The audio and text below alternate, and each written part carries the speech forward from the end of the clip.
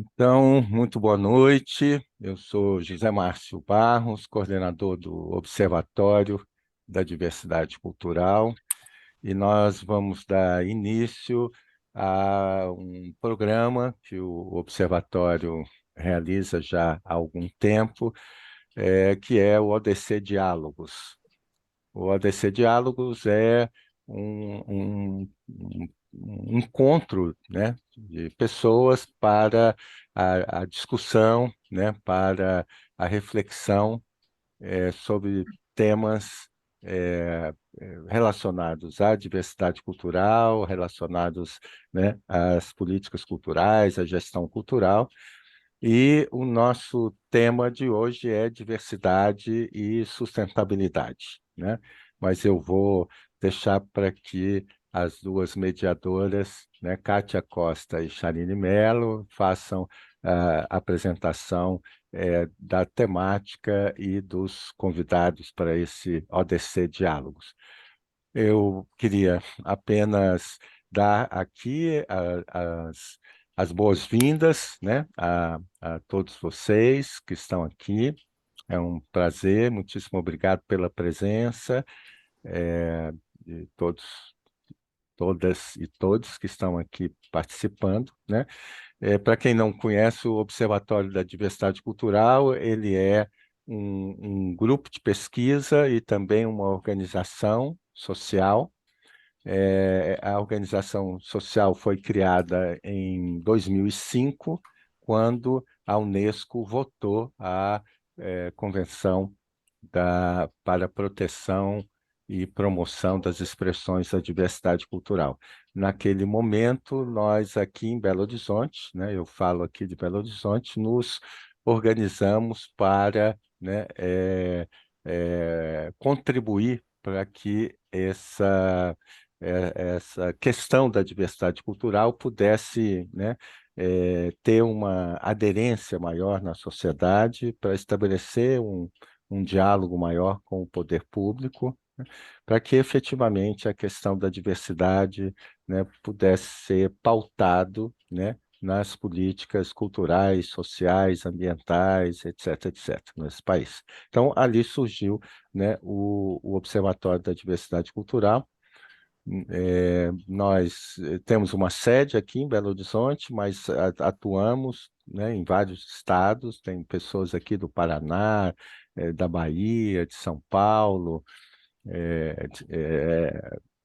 Acho que por enquanto está aqui, mas temos pessoas do Ceará. Então é uma rede de pesquisadores, né, e de pessoas que se engajam na luta pela proteção e promoção da diversidade cultural, tá?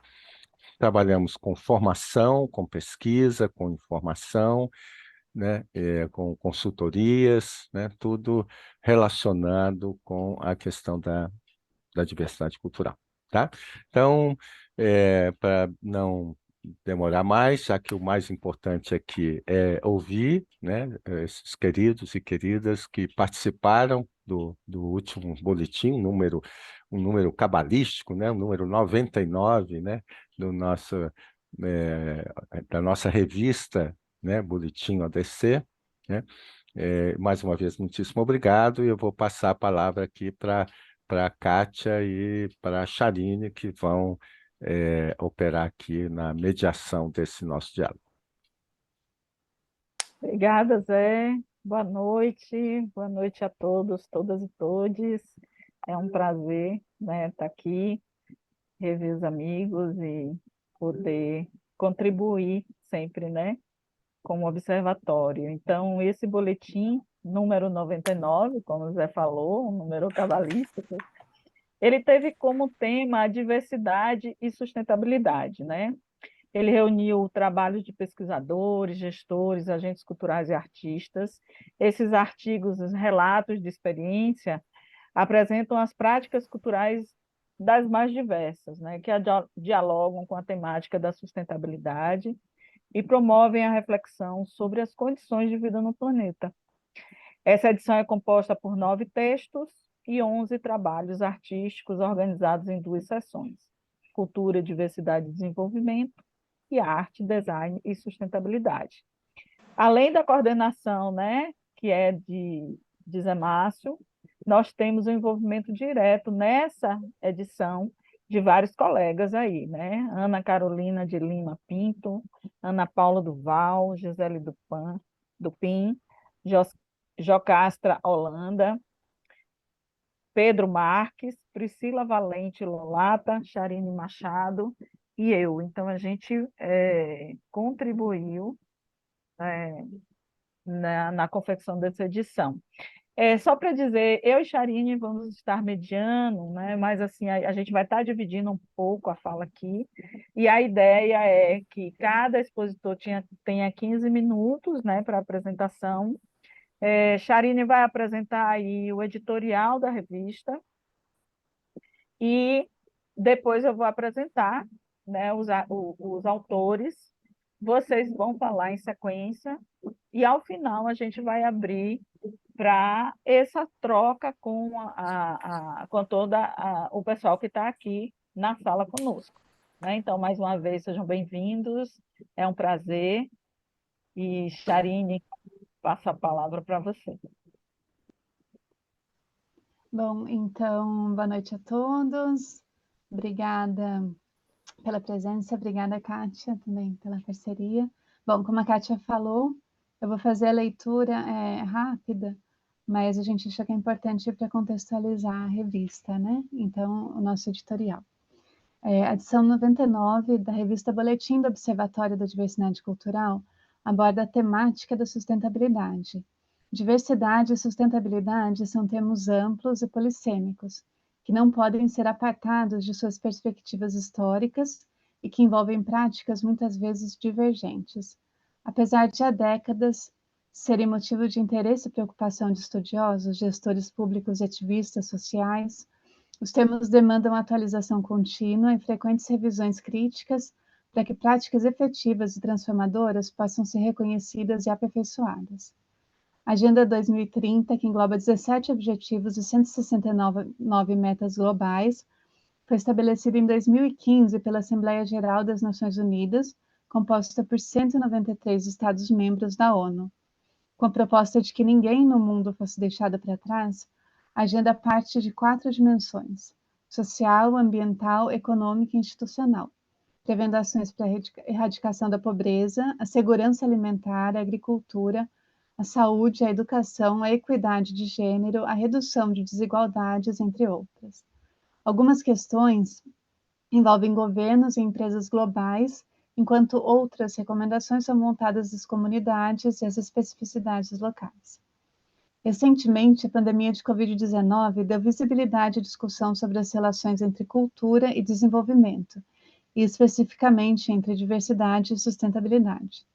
Mas com a melhora dos índices de contaminações e mortes, houve um retorno a práticas e comportamentos que nos aproximam cada vez mais rapidamente da insustentabilidade da vida no planeta.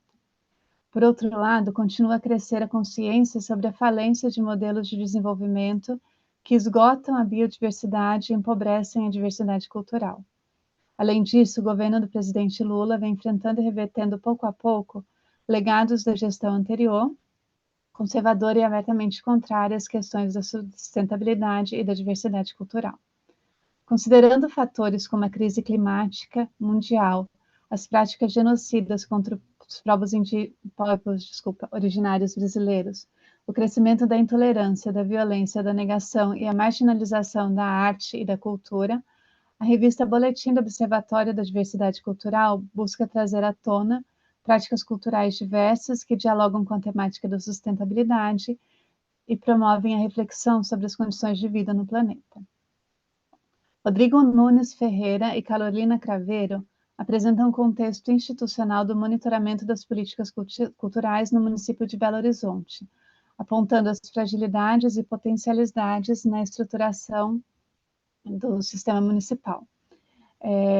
O artigo Indicadores de Políticas Culturais no contexto de monitoramento da Agenda ODS, Desafios para a Gestão Pública Municipal de Belo Horizonte, parte da discussão conceitual sobre as possibilidades e os limites das estratégias de sistematização e definição de indicadores para monitoramento de políticas públicas culturais no contexto da Agenda ODS das Nações Unidas. Ana Carolina de Lima Pinto e Felipe Rodrigues Moura, no artigo A Comunidade da Serra dos Alves e o Instituto Bromélia, Implementação de Ações para a Conservação e Sustentabilidade, apresentam as ações desenvolvidas pela Organização da Sociedade Civil, localizada no distrito de Senhora do Carmo, em Itabira, Minas Gerais. Segundo os autores, o Instituto Bromélia, criado a partir de uma iniciativa local, desenvolve diferentes atividades que convergem com os Objetivos de Desenvolvimento Sustentável da Agenda 2030, na busca por qualidade de vida para a comunidade local. Entre a resiliência e a produção comunitária, a experiência dos fundos rotativos geridos pela Rede Pintadas, na Bahia, Silvia Maria Bahia Martins analisa a operação dos fundos rotativos gerenciados por uma organização de base comunitária localizada no semiárido baiano. Para a autora, o histórico de mobilização social, o protagonismo das mulheres, a interlocução com organismos internacionais e poder público revelam particularidades da iniciativa que servem à reflexão sobre participação e desenvolvimento local. No artigo Educação e Conscientização Ambiental na Infância, uma reflexão a partir da extensão universitária, Joelma Cristina Silva Moreira Estela, Ricardo Silva de Araújo e Roberta Caterine Muti de Castro relatam a experiência do projeto Acúmulos, realizado por estudantes da Faculdade de Comunicação da Universidade Federal da Bahia, a partir do edital do Programa Institucional de Bolsas de Experimentação Artística, PIBESTA. Segundo os autores, o projeto levou a ações de educação ambiental com estudantes do CEMEI Tertuliano de Góis, na comunidade do Alto das Pombas, Federação, em Salvador, Bahia.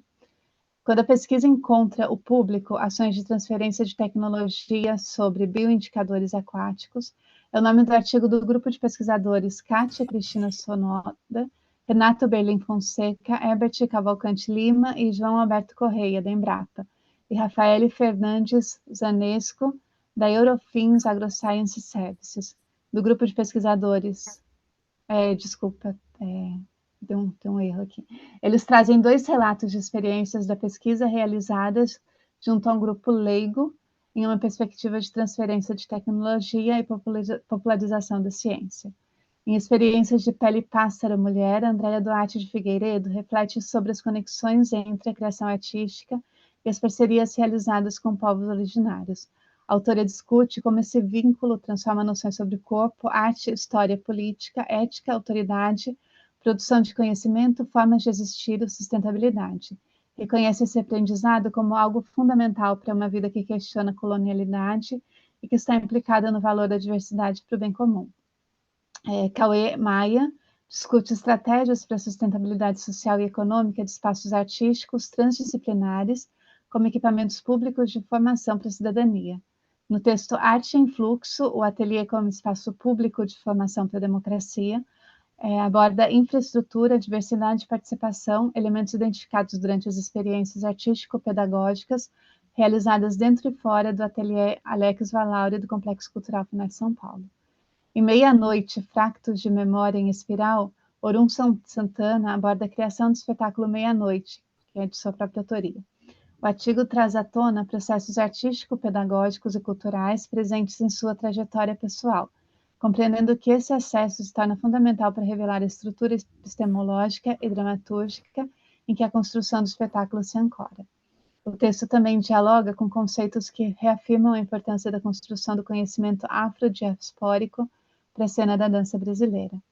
E, por fim, Zulmira Alves Correia, em Metodologias de Criação Colaborativa entre Design e Artesanato, busca descrever as metodologias de Adélia Borges e Lia Kruken, assim como a abordagem do design dialógico de Márcia Ganem, que englobam ações para a revitalização do artesanato e a valorização dos produtos locais.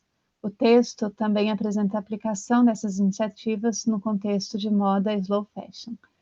Os trabalhos de artes visuais apresentados na mesma revista buscam ampliar o conteúdo dos textos, dialogam com o fazer, com a preservação de culturas tradicionais, com relação com o meio ambiente através de poéticas diversas e em acordo com a diversidade e a sustentabilidade. Bom, então a gente agradece a todos. Desejo uma boa leitura e uma boa discussão agora. Obrigada.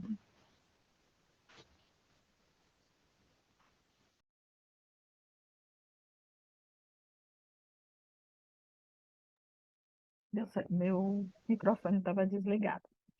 Obrigada, Charine. Vamos então, né?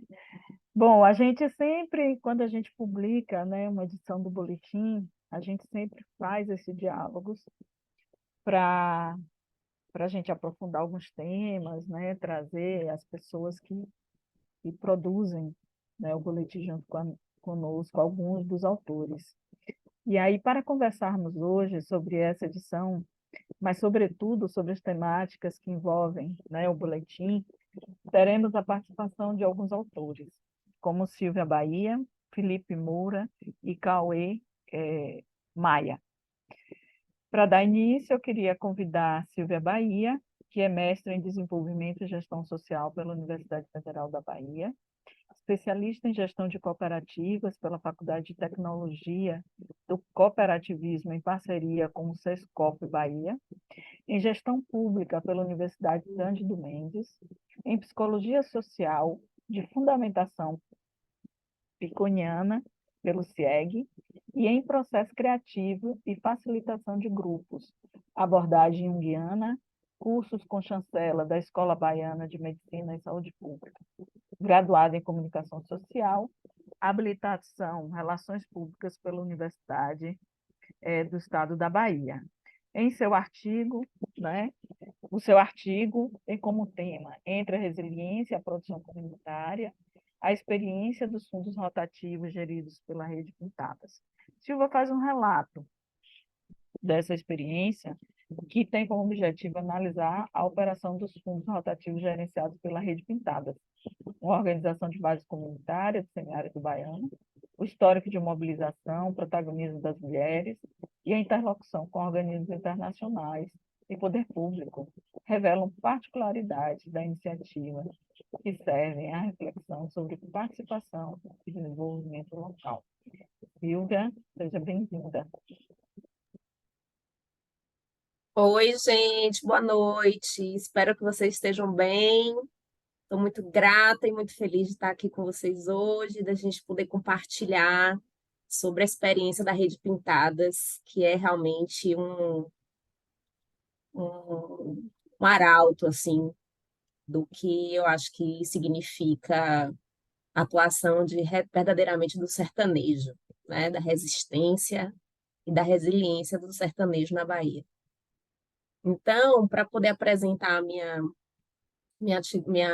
relato de experiência, eu acho que primeiro de tudo eu gostaria de convocar vocês, assim, né? Quem aqui nunca viu experiência, né, de caixa, de uma poupança que seja feita ao longo do ano e que as pessoas vão ali entregando dinheiro, depositando dinheiro em determinada conta para poder, ao final, fazer depois o rateio, né? Como uma espécie de mecanismo de poupar pelas vias não institucionalizadas, né? Quem aqui nunca ouviu falar de banco de sementes, né? Da bata do feijão, do roçado que se faça de forma coletiva?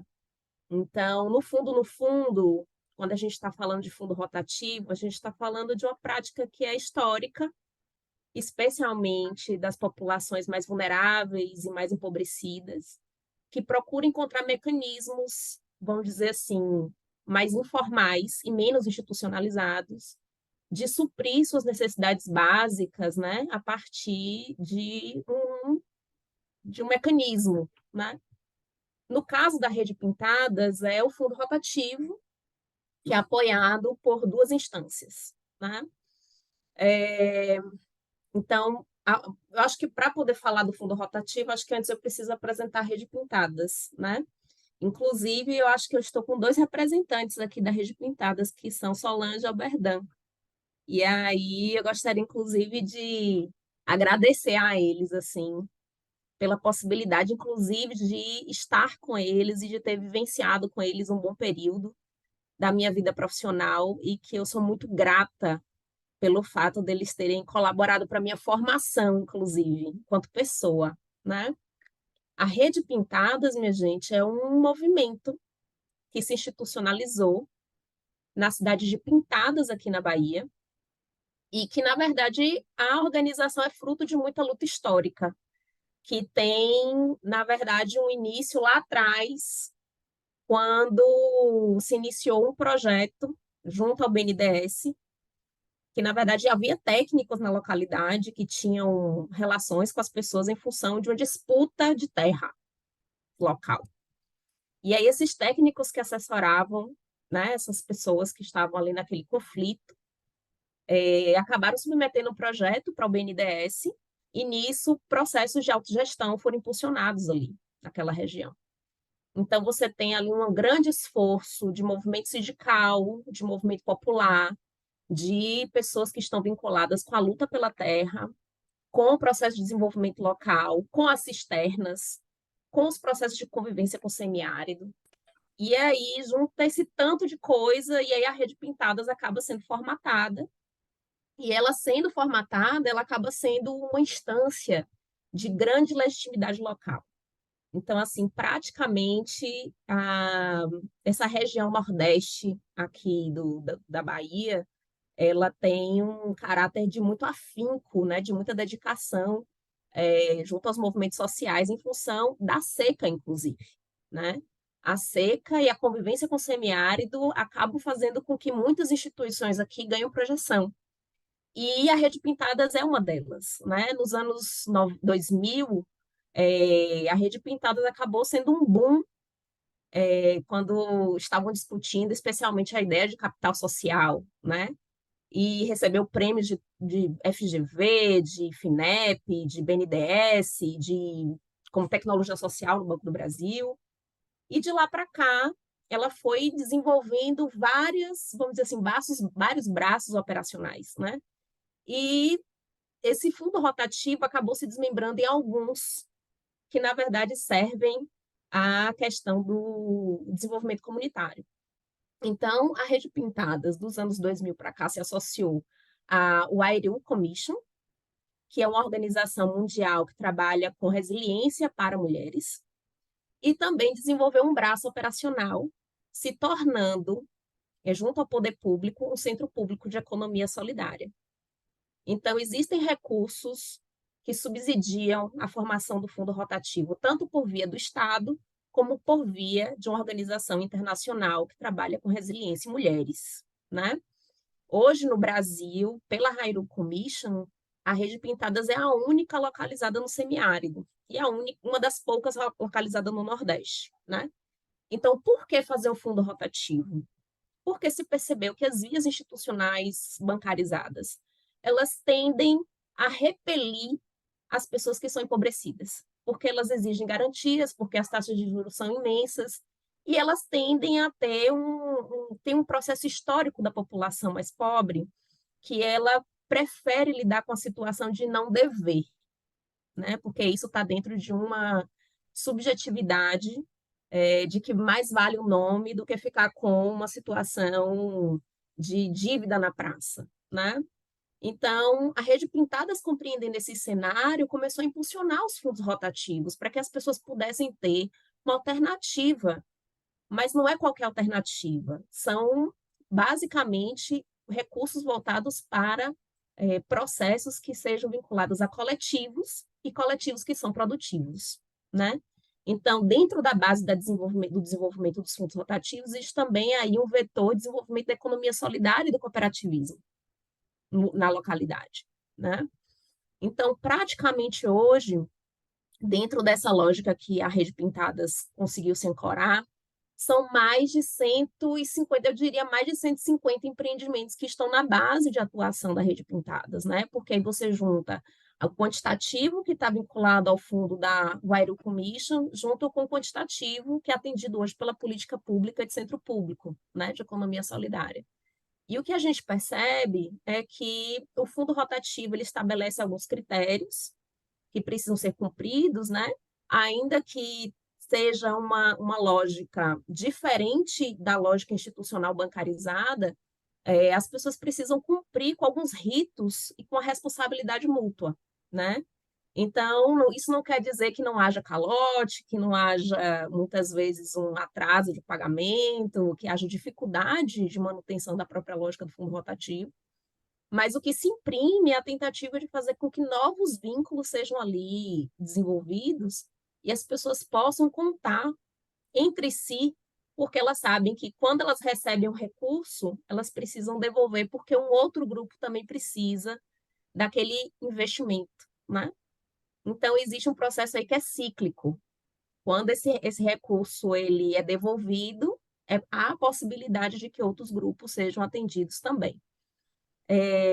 Diante do quadro, né, de fundo rotativo que hoje a Rede Pintadas tem, prioritariamente mulheres são atendidas, né? Porque também a carteira de empreendimentos com os quais a Rede Pintadas lida é formada majoritariamente por mulheres, né? E são mulheres que tendem a ter atividades que são do campo do cuidado e da reprodução, que são historicamente relacionadas ao feminino, né? Então, você tem muitas atividades que são relacionadas à parte de alimentação, à parte de confecções, à parte de manualidades e artesanato. E isso faz com que a carteira do CESOL, em termos de fundo rotativo, também diminua, em grande medida, a vulnerabilidade dessas próprias mulheres, né? E aí é importante trazer que, dentro do período da Covid, né, no período mais intenso, nós aqui na Bahia lidamos com alguns decretos que implicaram, por exemplo, o não deslocamento entre cidades, né? A possibilidade de você ficar mais contido em casa para poder diminuir aí as tensões todas, né, que o vírus, de alguma medida, nos trouxe. E, diante disso, os grupos produtivos eles ficaram, muitas vezes, com dificuldade, inclusive, da própria manutenção da produção, né? E hoje a gente ainda lida com situações de que eu acho que nem a Rede Pintada sabe ainda mensurar adequadamente quais foram os reais impactos da pandemia sobre a produção dos empreendimentos ou dos microempreendimentos, né? Porque houve uma dificuldade de acesso à embalagem, houve dificuldade de logística, houve dificuldade de produção, houve dificuldade de comercialização. Então, todos esses fatores juntos fizeram com que alguns empreendimentos eles paralisassem tudo, ou alguns deles, inclusive, nem mais continuassem, né? Eles finalizassem suas atividades. E, especialmente, a gente está falando do quadro de mulheres que estão dentro de uma idade ali, que seria a idade produtiva, e que tende a ter, vamos dizer assim, relação com as políticas de transferência de renda mínima, né? Então, você tem ali uma situação do vulnerável dentro dos mais vulneráveis, né? E aí, o centro público, dentro dessa lógica, que é um braço operacional da Rede Pintadas, tem tentado prestar assistência técnica para esses empreendimentos para que o recurso do fundo rotativo ele seja utilizado para que as atividades produtivas sejam retomadas dentro de um fluxo que permita, inclusive, a sustentabilidade econômica, né? Porque um dos pontos que tem ficado evidente, inclusive, para a Rede Pintadas, é que a sustentabilidade, no seu conceito mais amplo, ela implica também, para as mulheres, uma apropriação econômica importante, né? Se não houver esse movimento de que haja uma renda mínima que permita as condições do trabalho, essa mulher ela não tem como criar as condições, vamos dizer, de uma emancipação em outros níveis, né? Porque esses movimentos tendem a ser casados. A subjetividade ela está vinculada também com aspectos sociais, econômicos, né, ambientais. Então, diante desse quadro, o que a gente percebe é que a atividade da Rede Pintadas, dentro dessa lógica toda que eu estou comentando aqui, é que ela se desenvolve porque existe uma base comunitária muito forte, né? Existe uma base produtiva de mulheres que se identifica com a causa e faz, na verdade, compõe empreendimentos não só pela necessidade da luta, mas também pela necessidade da manutenção da vida, né? Nós estamos falando de uma cidade, minha gente, que é assim, a região nordeste aqui da Bahia, porque geralmente a Bahia é traçada, né, como se fosse o litoral como representativa do todo, né? O nordeste do estado da Bahia lida com números que são muito drásticos, né? Até bem pouco tempo, nós tínhamos um município de Itapicuru que tinha o menor IDH do país, né? Em função das condições de pobreza, de dificuldade de acesso aos serviços públicos, de dificuldade de acesso à escola, dificuldade de acesso a questões de saneamento básico, de cisternas, enfim. Então, nós temos aqui quase que eu diria, um apagamento do Estado diante das questões que são aqui estabelecidas para a população. Para citar o mínimo para vocês, Pintadas é uma cidade que não tem rodoviária, né? E isso, em alguma medida, traduz muito o que é que significa esse apagamento, né? Nós não temos uma universidade pública naquela região, né? Nós não temos, ainda que houvesse nos anos 2000, né, uma maior capilaridade dos institutos federais, especialmente aqui na Bahia, né? Porque até os anos, vamos dizer assim, até os anos 2000 só tinha a UFBA como Universidade Federal. Com a chegada do governo Lula, houve uma maior capilarização, tanto dos institutos federais como das universidades públicas, né? Mas isso ainda está num processo de muita concentração, ainda que haja uma maior preocupação com a disseminação e a difusão, né? Então, nós estamos falando de uma localidade que realmente ela lida com aspectos que são muito próprios, são muito específicos, porque é como se ela estivesse próxima da capital, mas ela fosse invisibilizada, esquecida e fosse, em alguma medida, tivesse mais dificuldade de fazer os movimentos que são próprios, né, com os governos, ainda que haja, enfim. Tem uma luta histórica aí que está nesse bastidor, né? Tem muitas lutas históricas que estão nesse bastidor. Então, para poder trazer para vocês também mais um elemento assim, importante da luta da Rede Pintadas e para poder traduzir essa legitimidade, é que, por exemplo, o movimento de mulheres, que é decorrente da iniciativa da Rede Pintadas, praticamente criou uma mobilização tal que fez com que houvesse a eleição da primeira mulher prefeita da cidade. E essa mulher hoje, ela consegue estar já no 5º mandato como deputada estadual, né? E ela se Silvia, tornou... Oi, dá licença. Não, só te então... lembrar do horário. Tem uns Ah, tá minutinhos. bom. Já vou fechar, então. Obrigada. Eu que agradeço. Então, para poder a gente ir fechando, né, a proposta em torno do fundo rotativo. O fundo rotativo, dentro da lógica que a relação que nós estabelecemos, né, Rede Pintadas e eu, de acompanhamento, de monitoramento das atividades, né, a gente considera que o fundo rotativo ele é um vetor essencial para criar as condições de uma via econômica alternativa para o desenvolvimento local, né? Então, é a possibilidade de você receber recursos que são considerados baixos para fazer investimentos e para a compra de insumos dos empreendimentos que são ali atendidos. E isso faz com que haja uma circularidade, porque o local compra o próprio produto, dá visibilidade a isso, o dinheiro fica fixado no local também, e isso faz com que haja um círculo endógeno de desenvolvimento, né? E aí a prefeitura vai notando isso, faz compras públicas, e aí os conselhos também vão percebendo isso, vão fazendo um melhor monitoramento e controle das políticas públicas e das ações.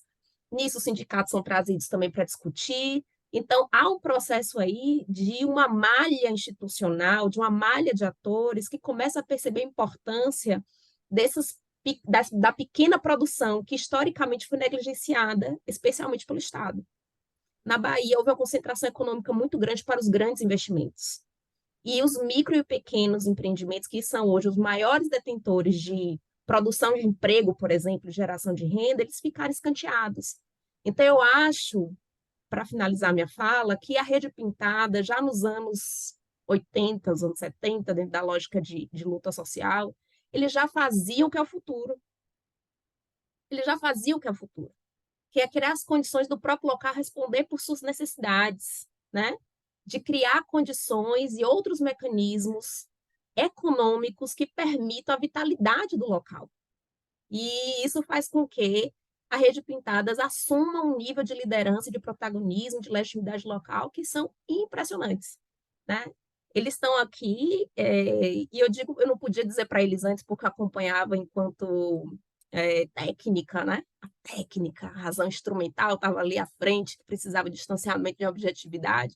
Mas meu caso com a Rede Pintadas é um caso de amor, porque eu aprendi o quanto a possibilidade de uma razão substantiva é, são tão arraigada no local, pelo desejo de fazer algo, pelo sertanejo, pelas pessoas do local, e garantir que isso tivesse um nível de, sabe, de paixão, de amor. Então, eu finalizo minha fala dizendo que minha relação com a Rede Pintadas é um caso de amor, e que, diante disso, eu me sinto assim, muito feliz de ter tido a oportunidade de entrar em contato com pessoas que são tão dedicadas e comprometidas com a causa social. E agradeço a presença de vocês hoje, de estarem me escutando um pouquinho. Muito grata. Obrigada, Silvia. Agora, aí ela acabou de falar. Obrigada. É Eu não sei se a Rapaz, Kátia vai apresentar. Vou sim. Obrigada, Silvia. A gente, só lembrando, gente, que Silvia é uma das novas integrantes do Observatório, acabou de entrar junto com Bruna, né? Então, uma aquisição assim maravilhosa para a gente. Vamos lá. Agora, a gente vai convidar, como a gente falou, nós vamos fazer as 3 exposições e depois a gente vai abrir, né, para discussão. A gente vai convidar Felipe Moura, Luciana Azevedo e também a nossa querida Ana Carolina de Lima Pinto, que é nossa colega, né? E que eles trouxeram aqui o artigo chamado A Comunidade da Serra dos Alves e o Instituto Bromélia, Implementação de Ações para Conservação e Sustentabilidade. Felipe é doutorando em Zoologia na Universidade Federal de Minas Gerais, mestre em Ecologia de Biomas Tropicais na Universidade Federal de Ouro Preto e graduado em Ciências Biológicas pela Universidade Federal dos Vales do Jequitinhonha e Mucuri. Foi professor substituto na Universidade Federal de Itajubá, campus Itabira. Atua na iniciativa privada em projetos de educação ambiental, inventários e monitoramento de fauna para diversos empreendimentos, em sua maior parte minerários. Desde 2020, atua como associado do Instituto Bromélia. Luciana Azevedo é gestora cultural do Instituto Bromélia, artesã e massoterapeuta. Aqui eu não tenho o currículo de Ana, mas Ana é nossa colega do Observatório, eu vou deixar ela à vontade, se ela quiser apresentar. Bom, o artigo, ele apresenta as ações desenvolvidas pelo Instituto Bromélia, organização da sociedade civil localizada na comunidade da Serra dos Alves, distrito de Senhora do Carmo, em Itabira. A criação do Instituto Bromélia se deu a partir de uma iniciativa local e desenvolve diferentes atividades que convergem com os Objetivos do Desenvolvimento Sustentável, o ODS da Agenda 2030, na busca por qualidade de vida para a comunidade local, bem como a defesa de seus interesses, saberes tradicionais e operações para a sustentabilidade e preservação ambiental e dos patrimônios materiais e imateriais. Então, Felipe, Luciana, sejam muito bem-vindos. Passo a palavra para você. Boa noite, todo mundo. Boa noite. Quer apresentar, Carol? Nossa, podem ficar à vontade. Agradecer, né, primeiro pelo convite, desde o convite, na verdade, para escrever esse trabalho que a Carol fez quando ela conheceu as ações aqui do Instituto. Está sendo o alinhamento, né, com as ODS e a proposta que a gente tem aqui ela está sendo muito bem justificada por conta da agenda, né, da ONU, porque são coisas que, dentro da proposta que a gente teve de fomento, que foi enviada à prefeitura, elas estavam diluídas de maneira, dentro das propostas que a gente fez, a ideia da ODS ela estava bastante diluída, e com a chegada desse convite da Carol para falar um pouquinho das ações aqui, a gente conseguiu direcionar melhor. Então, para a gente foi um presente muito bom para estruturar melhor um pouco das nossas atividades e conseguir justificá-las também. Mas então, falando um pouquinho do Instituto Bromélia, como a gente foi apresentado, ele é uma organização da sociedade civil, sem fins lucrativos, né? E é uma instituição muito recente, que o Instituto foi criado em 2019. Ele surgiu a partir de demandas antigas que a comunidade tinha, que a Lu certamente sabe falar melhor do que eu, porque ela é nativa daqui da comunidade Serra dos Auros, e são problemas que a comunidade passa por uma série de problemas, já passou talvez por momentos piores, e muito do que a gente vê e viu acontecendo em comunidades vizinhas aqui à Serra dos Auros, e que tem uma característica muito semelhante na questão do turismo, ao longo desses anos mais recentes, assustou muito a comunidade, porque exist, existiu nessas comunidades vizinhas, né, muitas pessoas de fora chegando, muita gente nativa dessas comunidades sendo expulsas, né, dos seus territórios, e algumas pessoas que moravam já aqui na comunidade há mais tempo tentou se organizar de diversas formas. Já houve antes uma associação. Então, hoje, o que é o Instituto Bromélia hoje, o que as pessoas, o que vocês conhecem no nosso relato, no trabalho na revista, ele é fruto de muito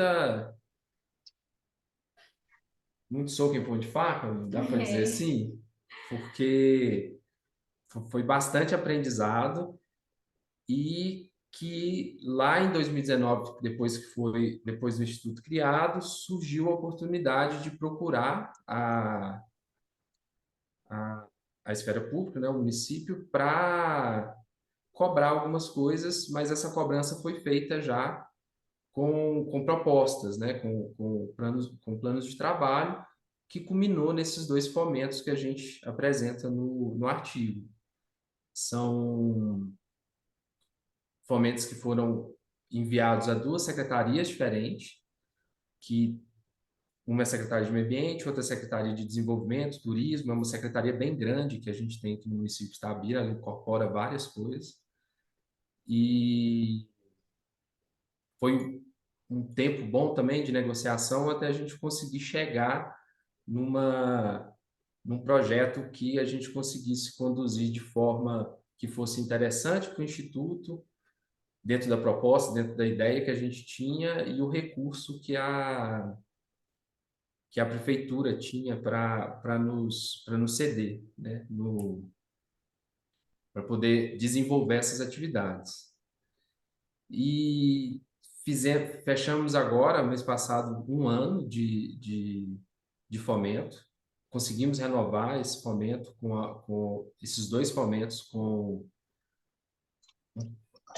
alguns reajustes, algumas mudanças, mas mantendo o plano de trabalho original, né? E propondo mais coisas à medida do possível, porque pessoal ainda é uma dificuldade que a Isso que gente está tem falando, tá vendo? bastante. Mamãe está aqui, ó. E temos inventado bastante. E acho que talvez a pessoa que mais inventa dentro desses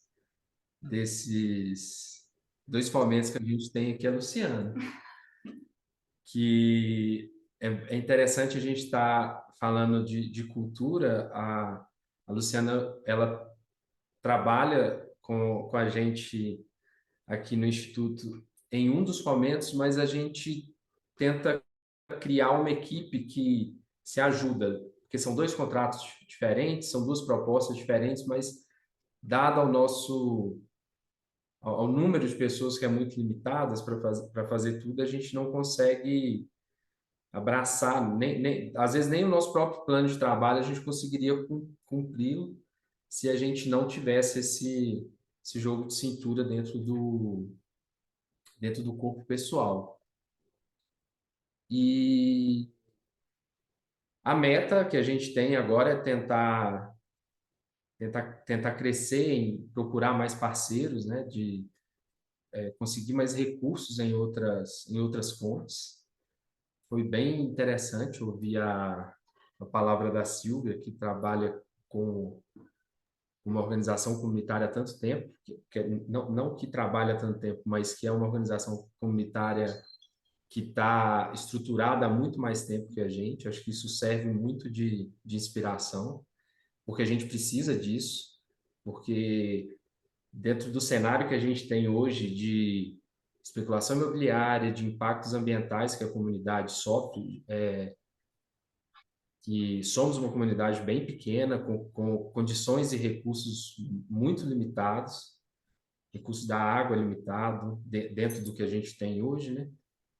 A gente precisa contar que a comunidade, que as pessoas que são nativas aqui, que querem defender esse território, eles sejam mais ativos. Então, a gente, quando instituição, faz o que está na nossa proposta, principalmente a nossa proposta de trabalho.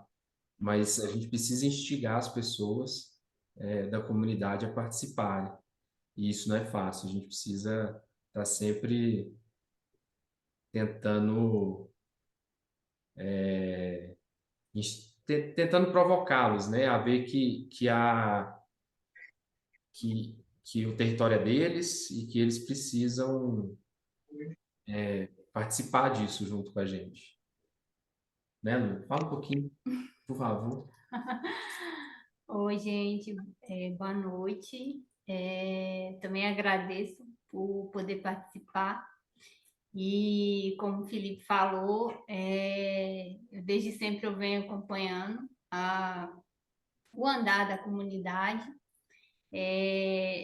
A gente, então, essa iniciativa da atuação do Instituto aqui hoje, eu diria que é um sonho realizado, porque a gente passou por muito perrengue assim para chegar onde a gente está, a comunidade, né, está hoje.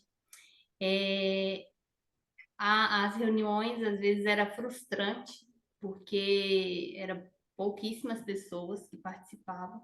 Então, assim, teve antes tinha uma associação que não deu muito certo.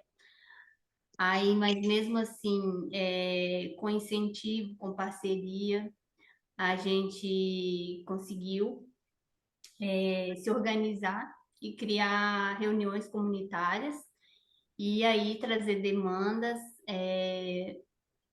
A gente conseguiu criar um termo de conduta da comunidade, com levantamento de demandas da própria comunidade. E hoje, com as ações do Instituto, a gente consegue sanar um pouco essas demandas de antes, que a gente tinha muita dificuldade, porque a gente não tinha nenhum apoio público, vamos dizer assim. Então, com os termos de fomento, hoje a gente consegue, não diria resolver todos os problemas, mas um bom, um bom, como é que eu posso dizer? Um bom tanto deles a gente já conseguiu resolver. Com a questão de educação ambiental, um dos nossos pontos aqui, que a gente sempre bateu na tecla, é respeitar os nossos costumes, porque aqui é um lugar que, quando vocês vierem, vocês vão poder sentir isso, mas é uma coisa que a gente preza aqui, é o nosso sossego, nossa qualidade de vida, e que é um lugar que é contemplativo, é um lugar que a gente gosta de viver, Projeto e é acolhedor.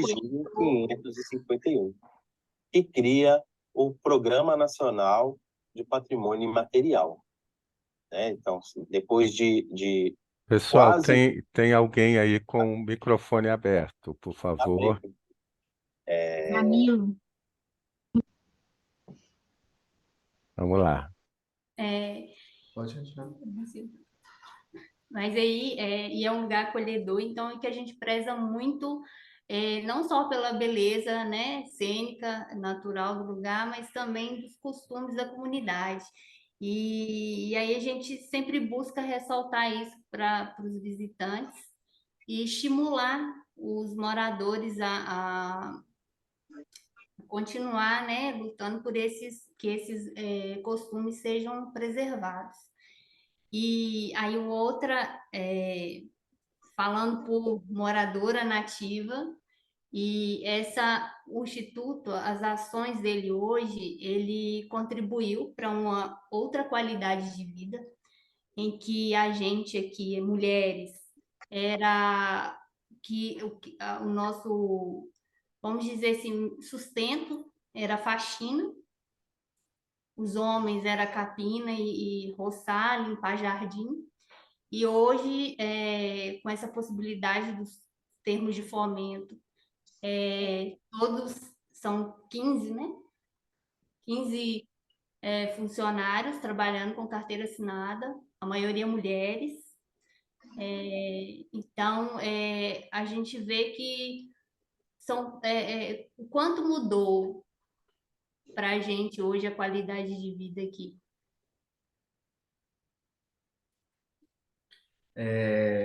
A gente, voltando um pouco só no trabalho que foi escrito junto com a Carol, existem as atividades que são ilustradas lá e que convergem com com as ODS, mas não estão todas lá, né? A gente priorizou algumas que a gente achou que eram mais chamativas, talvez, assim, que pudesse apresentar melhor qual que foi a nossa proposta. Mas fica um convite a todo mundo que tiver interesse de conhecer um pouco mais do que a gente tem feito aqui. Eu, sem sombra de dúvida, nos últimos tempos eu tenho falado que a gente está vivendo num grande experimento, porque a gente procura na literatura, procura coisas a respeito de ações semelhantes ao que a gente tem desenvolvido aqui. E não sei se é pela forma que, principalmente, na verdade, principalmente pela maneira que a ferramenta jurídica que a gente usa para pegar para buscar recurso e tudo não tem sido muito registrado, coisas dessa natureza. Então, esse é o motivo da grande experiência que a gente está vivendo, porque se a gente quer comparar com algum outro lugar, a gente não acha. Então, a gente tem focado bastante no que a gente tem feito de certo, no que as pessoas têm elogiado, mas temos muitos erros também, que são frequentes, Isso. inclusive, mas a gente tenta aprender com eles. Carol, quer falar alguma coisa, por favor? Por nós é isso. Não, eu só gostaria de destacar porque quando eu e o Felipe começamos a conversar, a trocar ideias sobre o Instituto, e aí que ele começou a me explicar tudo que era feito, aí Fechou. Sem som, tá fechado, né? Vou falar de novo. Eu falei, quando eu e o Felipe nós começamos a conversar sobre o Instituto, as nossas primeiras conversas nem eram sobre escrever um artigo, a gente, enfim, estava me contando as ações e eu falei para ele, falei, nossa, é riquíssimo, né? São tantas coisas feitas. E aí eu falei, nossa, vocês conseguem perceber a quantas metas vocês atingem, né? Vocês estão enquadrados com esse projeto de vocês? E ele falou assim, não está com a mesma ideia. E aí, quando a gente foi desenvolver o artigo, lá vocês vão perceber que a gente fez uma separação das camadas, né? As metas nas camadas, e das 17 metas, nós mapeamos 10 ações que atendem os ODS, né?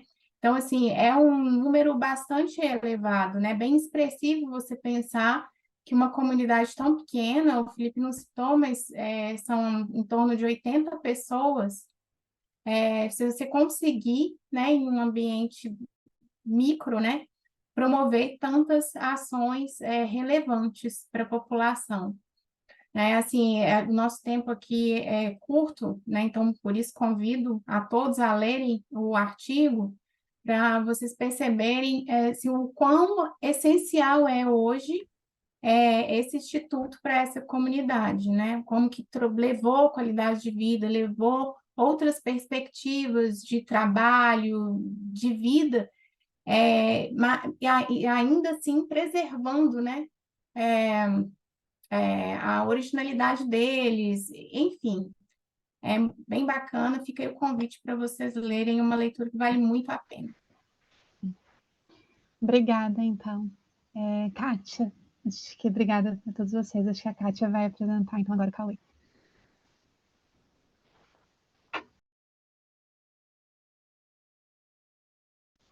Kátia, tá aí? Oi, microfone desligado, para variar, né? Mas tudo bem.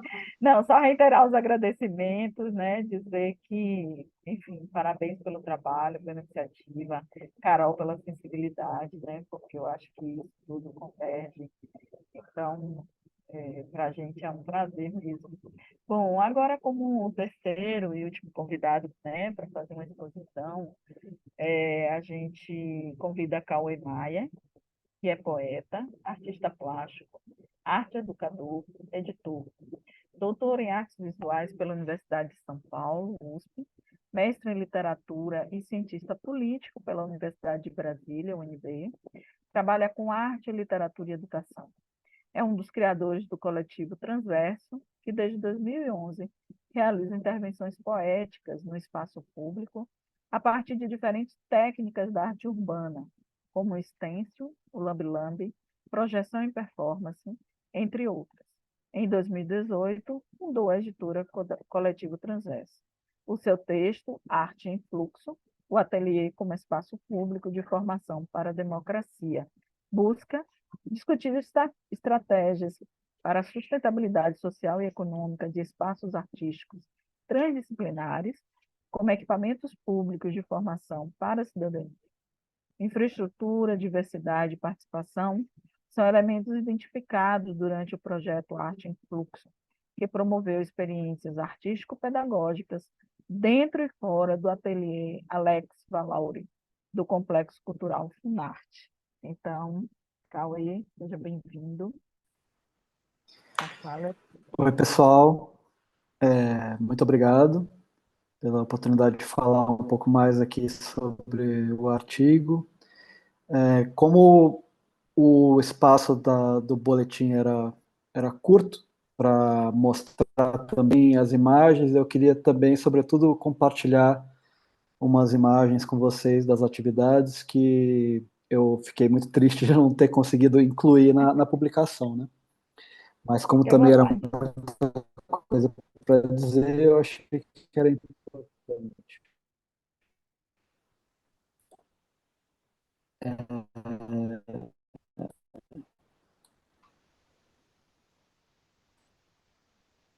Cauê, a sua fala se está um pouco cortada.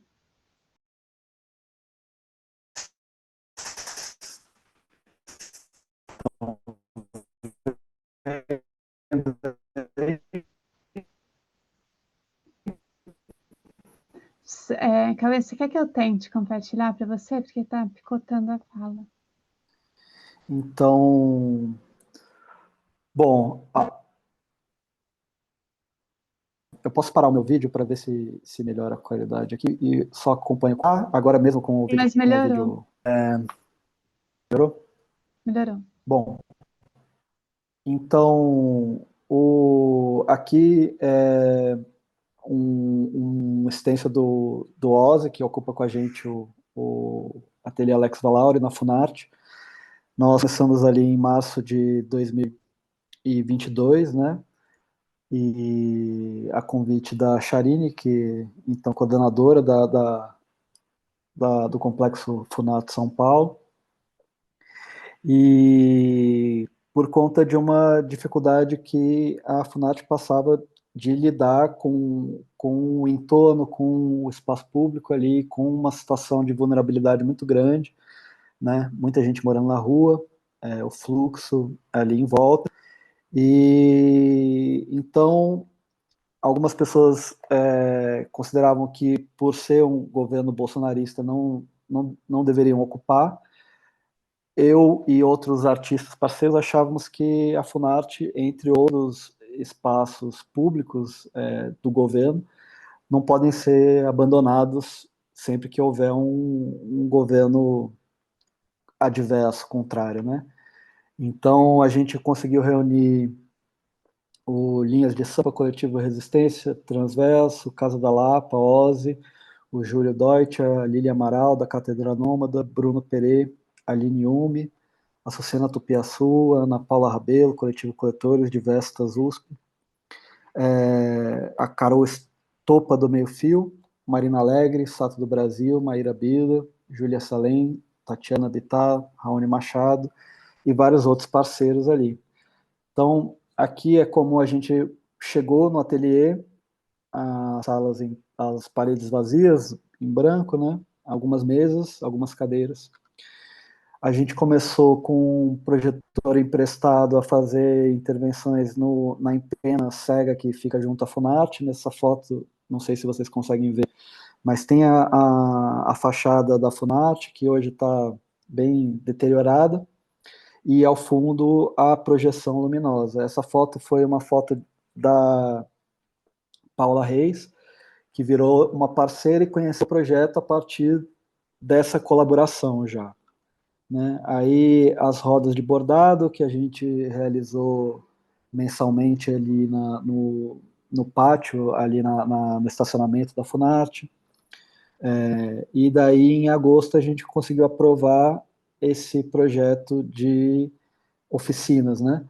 Então a gente fez 90 horas de aulas, de atividades abertas ao público, gratuitas, com esse projeto de acolher moradores, vizinhos, pessoas em situação de rua, trabalhadores do território, comerciantes e profissionais também das periferias e grupos, né, organizações sociais que conseguiram chegar até pelo edital de formação de público que também aconteceu ano passado. Então, a gente fez essa oficina de arte urbana para teatro, performatividade espaço público, Tecer Caminhos, e essas outras ações paralelas do edital de formação de público. A gente, com o Júlio, demos essa aula de cartazes, veio o pessoal da Escola Livre de Teatro de Santo André. Então aqui já dá para ver a diferença da ocupação do espaço, né, em relação o vazio inicial. Oficina de bazucas poéticas, que é esse projetor gambiarra caseiro que eu inventei, que eu desenvolvo junto com o Coletivo Transverso, para a realização de projeção luminosa de poemas no espaço público. Aqui a Lilian, o Júlio, eu, o pessoal, durante a oficina. a gente na rua projetando, porque justamente tinha essa ideia do ateliê que se transborda para fora do próprio ateliê. E o ateliê como um equipamento público. Então, a gente, quando está trabalhando no ateliê, a gente está sempre de portas abertas, a gente recebe pessoas, a gente às vezes orienta ou acolhe ou abre o espaço para compartilhar com pessoas que estão desenvolvendo projetos paralelos, ou que estão curiosos, ou que querem saber, e muita gente que passa ali e vê o ateliê aberto, entra e muitas vezes não sabe, até que tem que a FUNAT tem esse tipo de atividade pedagógica, né? Então, eu acho que, sobretudo, é importante essa ideia de uma continuidade, de uma ideia de que, para realmente esse ateliê funcionar como um espaço de formação para a democracia, ele precisa de continuidade, né? Porque o público precisa de uma constância, de saber que amanhã ele vai continuar existindo. E quando eu falo de formação de democracia, eu estou falando do Paulo Freire, né? Que é essa ideia que ele diz sobre a nossa inexperiência democrática enquanto povo brasileiro formado em cima da escravidão, que gerou uma falta de experiências de autogestão, de autocompartilhamento de decisões, né? Então, os processos criativos que a gente faz ali no ateliê são processos colaborativos, são processos que partem do diálogo e que estão sempre em suspenso sobre os resultados, né? Aqui o coletivo Coletores deu uma oficina de videomapping também ano passado. O Ozzy, que é contemporâneo do Alex Valauri, também dos pioneiros do grafite em São Paulo, deu essa aula de stencil. A Júlia, com essa escrita caminhante, a gente foi pela cidade, caminhando, deixando-nos absorver pela cidade em relação com o espaço público. Os carrinhos de rolemã alegóricos que a gente usou ali no Minhocão, que construímos junto com alunos também, alguns alunos de escolas públicas que participaram, chegaram junto e criaram junto com a gente, e depois a gente saiu para brincar, pensando também a brincadeira como performance no espaço público, como uma forma de compartilhar esses territórios, né, urbanos de uma forma mais generosa. Poéticas do contato com a Lília, a Marina, a Sucena, a Carol, pessoal, reconhecimento de plantas ali, de espécies da própria Funarte, junto com profissionais do SUS, o pessoal consultório na rua, então trabalhadores também se capacitando para, inclusive, ter ferramentas a mais para o diálogo com as pessoas que eles atendem no espaço público, na rua. Oficinas de cartazes, eu desenvolvi essa tecnologia aí de uma maleta de carimbos de alfabeto que a gente consegue criar poeticamente dizeres que as pessoas querem expor para a rua, né? Aí teve o Centro Cultural Monte Azul, Reciclar, Casa Anastácia, CCA Tiãozinho, entre outras instituições. No aniversário da Funarte, a gente saiu para fazer um bazucaço, saímos para projetar com as bazucas poéticas, aqui o Lugar de Mulher, Pergunte a Ela, e uma foto da Cláudia Andujá, né, aqui projetada no espaço público. Também nos 45 anos eu fiz ali um mural de stencil com essa homenagem ao Itamar Assunção, que gravou às próprias custas na sala Guiomar Novaes, da Funarte. Então também tem uma questão sobre memória, história desse próprio equipamento, que volta e meia sofre as pressões do mercado, né, da especulação imobiliária, porque é um lugar super central, privilegiado, e que, se bobear, vão vender e demolir e privatizar para construir prédios ali. Então, eu acho que é uma luta pela manutenção de um patrimônio público e do Estado brasileiro, que não é uma coisa de governo, é um equipamento que precisa ser cuidado, e a Charine aqui também é uma pessoa que trabalhou nesse sentido, né, de não deixar cair, porque as pressões existem e é mais ou menos essa a ideia, né? A gente conseguiu sobreviver, mas a gente não sabe qual vai ser o próximo governo e quem vai vir a controlar, né, esses equipamentos. E tem algumas fotos que não subiram aqui, parece. Aqui o Vidas em Fluxo, o bordado em grade, né, com a Carol do Meio Fio, que a gente também fez ali na Praça Marechal Deodoro, também sempre conversando com as pessoas, as pessoas que estão em situação de rua, com os passantes, com os trabalhadores, os seguranças, estabelecendo vínculos ali e falando sobre o trabalho com a FUNAT, né? Plantio também de jardinagem de guerrilha ali na praça, também como uma forma de provocar encontros, né? Então, é isso sobre o compartilhamento das imagens que eu queria só mostrar rapidamente para vocês e me colocar aberto aqui para escuta, para conversa, para o diálogo e para troca. E obrigado de novo a todo o pessoal envolvido na publicação e a todos e todas e todos aqui presentes hoje.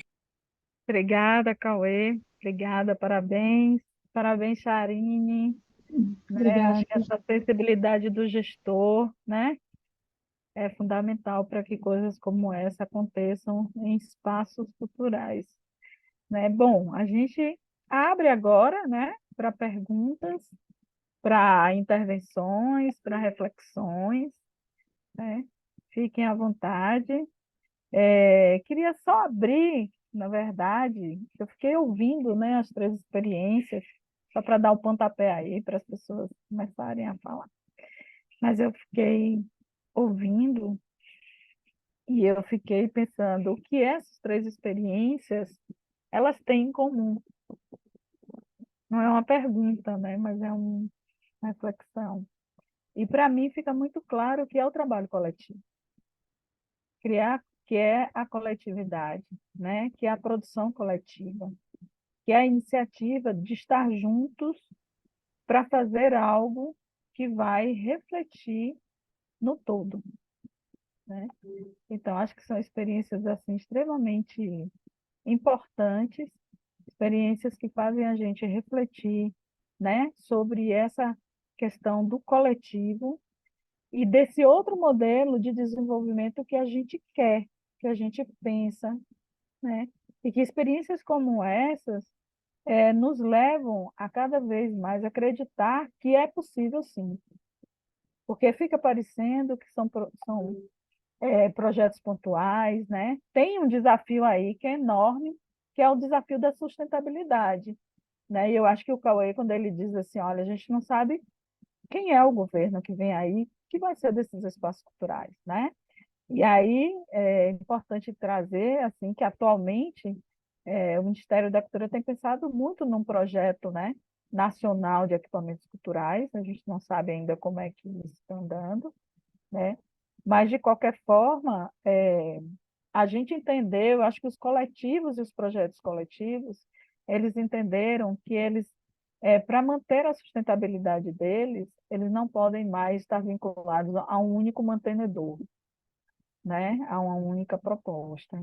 E uma das ferramentas mais importantes que eu considero é a articulação entre eles.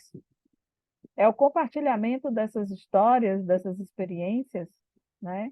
E a possibilidade de se unir para conquistar outras importâncias. Então, enfim, é uma pequena reflexão aí para contribuir, dizer o quanto eu estou feliz de estar ouvindo isso e fico bem motivada e mobilizada. Agora, Gisele Dupin pediu a fala. Boa noite, pessoal. Eu agradeço todos os nossos convidados, né, por terem aceitado vir compartilhar com a gente. Eu estou bem encantada com as experiências. É outra coisa a gente ver essas fotos que o Cauã trouxe, né, como que complementa a leitura do texto, né, ficou, dá aquece o coração, né, ver essas experiências coletivas, como bem pontuou a Kátia. E eu queria era compartilhar com vocês uma informação e fazer um convite. Eu não sei nada sobre essa política de equipamentos que a Kátia mencionou, que eu trabalho no Ministério da Cultura, quem não me conhece, trabalho na Secretaria da Cidadania e da Diversidade Cultural, e o Ministério da Cultura está preparando uma Conferência Nacional de Cultura, que ia acontecer em dezembro e que vai ser adiada, mas vão acontecer conferências temáticas, e uma dessas conferências temáticas que está sendo preparada pela sociedade civil, com apoio do Ministério da Cultura, ela vai se chamar Culturas Periféricas, Patrimônio Cultural e Direito à Cidade. Então, o meu convite é para que vocês participem dessa conferência, que eu acho que essa questão do direito à cidade, né, tem tudo a ver com a proposta de vocês, com o que o Felipe e a Luciana estão fazendo, né, no município deles, e o Cauê com esse grupo, esse coletivo maravilhoso em São Paulo. Enfim, essa conferência vai acontecer de maneira virtual no dia 10 de outubro, e depois presencial no dia 25 de outubro, em Brasília.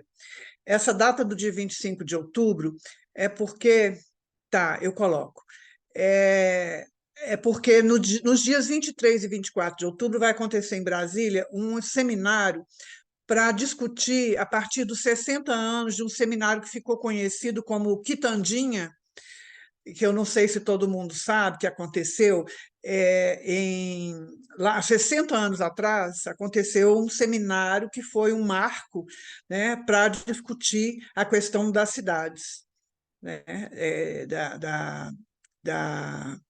a questão do direito à cidade. Então, está fazendo, um marco histórico, né, 60 anos desse evento que aconteceu lá naquele Palacete Quitandinha, acho que é em Petrópolis, né?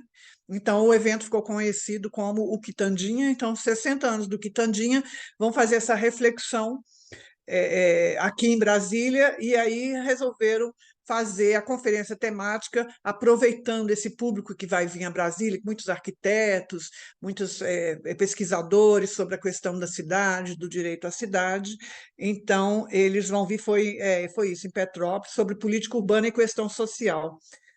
Aí eu pensei em convidar, né, vocês para participar. Assim que eu puder, eu vou mandar as informações e também como participar. Ainda não tenho link, ainda não tenho isso, não, mas nós temos uma reunião terça-feira que vem, em que eu já terei mais subsídios para falar com vocês, e já posso, se vocês toparem, sugerir que vocês sejam incluídos, inclusive nessa etapa preparatória, que é importante, né?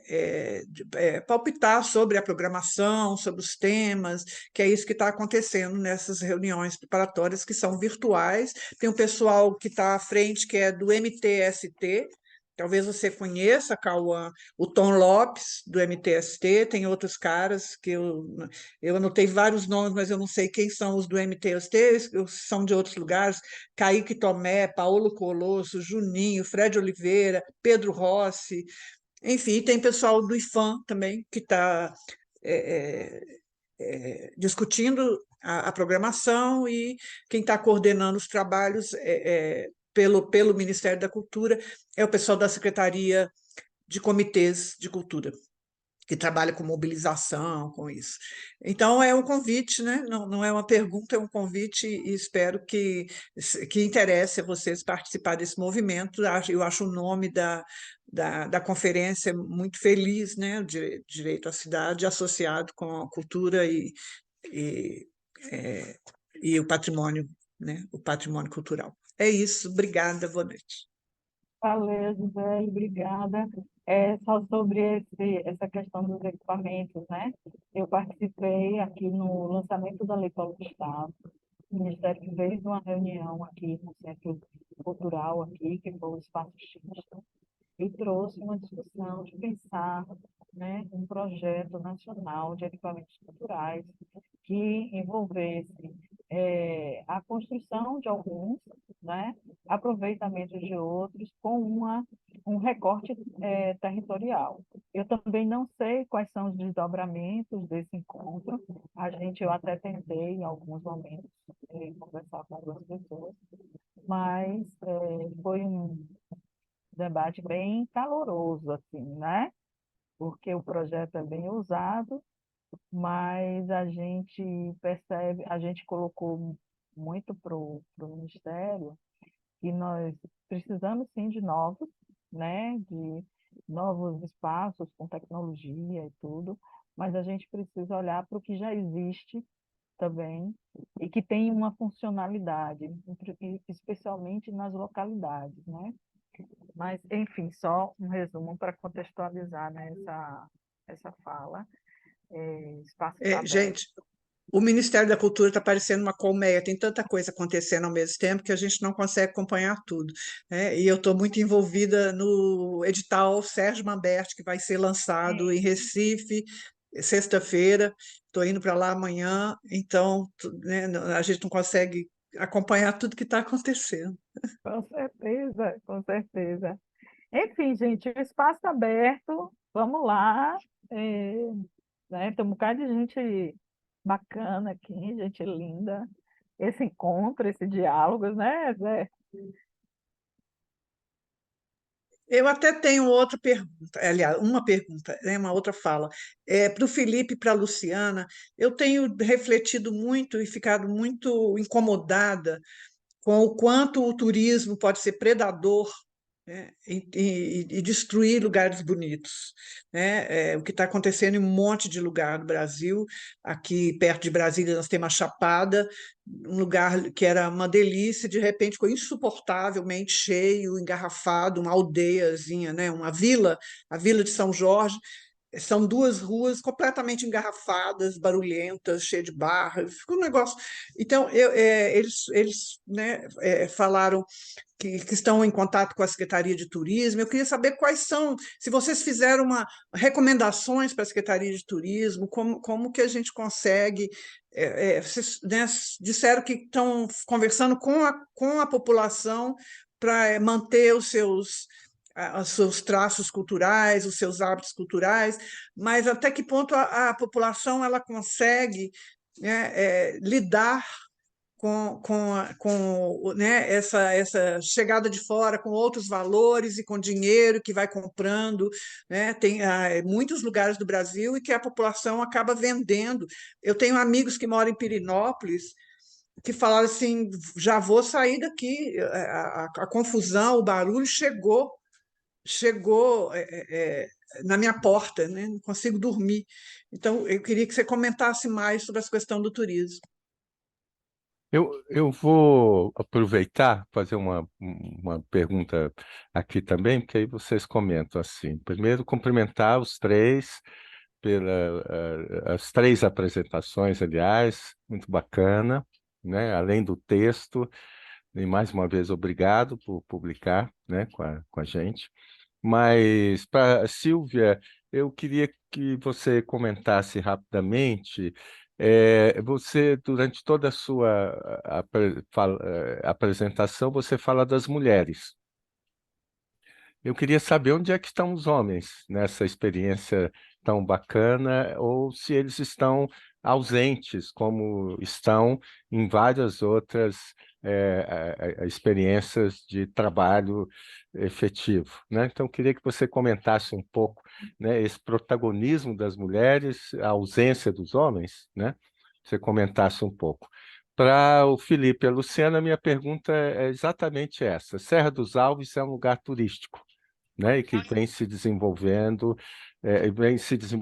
vem desenvolvendo, né, um turismo. Eu queria também que vocês comentassem isso, de que maneira vocês olham para o turismo, já que né, há toda uma crítica, né, à dimensão predatória do turismo, mas também há uma outra crítica de que o turismo, primeiro, é um direito de todos, né? E ao mesmo tempo pode ser uma fonte, né, de desenvolvimento também interessante, né?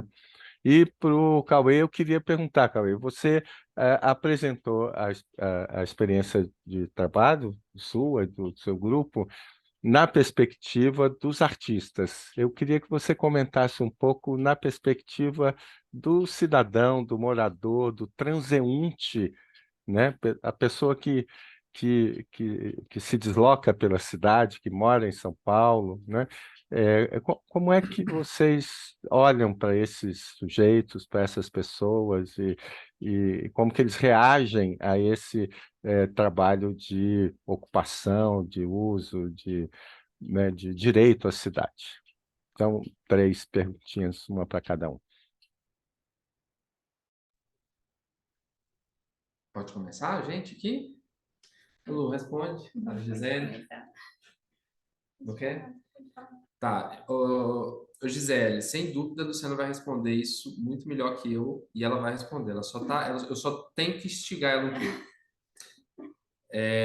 Mas assim, sem dúvida nenhuma, a nossa principal força motriz para fazer o que a gente tem feito aqui é a questão do turismo. E o turismo, e não existe essa do turismo limpo, é uma falácia muito grande, sabe? O turismo ela é uma atividade que causa impactos ambientais. Seja da forma que o turista vai sair do deslocamento dele, é inerente à atividade, não tem jeito. Ela pode causar mais, pode causar menos. E o que estimula a gente é tentar frear um pouco esse impacto. Porque aqui a gente tem o impacto do turista que chega e causa impacto. A gente tem o impacto do turista que chega, acha o lugar maravilhoso, porque de fato é, e quer se estabelecer aqui de alguma forma. E a gente tem esse trade-off, né? Do o que é bom, o que é ruim, o que a gente consegue equilibrar. E o que a gente sempre pergunta muito é o que o turismo ele traz o desenvolvimento para quem? Porque são as comunidades tradicionais que estão sendo beneficiadas de alguma forma, porque se não existir política, se não existir uma forma de conservar essas pessoas dentro do território delas, elas vão ser expulsas. Porque isso aconteceu em vários lugares, tem acontecido aqui e vai acontecer também em outros locais no futuro. Dificilmente a gente vai fugir disso. E o que a gente tenta trazer é isso, esse desenvolvimento do turismo, fortalecendo as pessoas que estão aqui. Mas é um enfrentamento, porque sempre quando a gente tenta desenvolver alguma coisa nesse sentido, a gente está provocando, está incomodando os grandes, né? As pessoas que têm recurso, que conseguem se estabelecer aqui de uma forma muito mais fácil, porque tem condição, tem recurso, tem dinheiro, é fácil.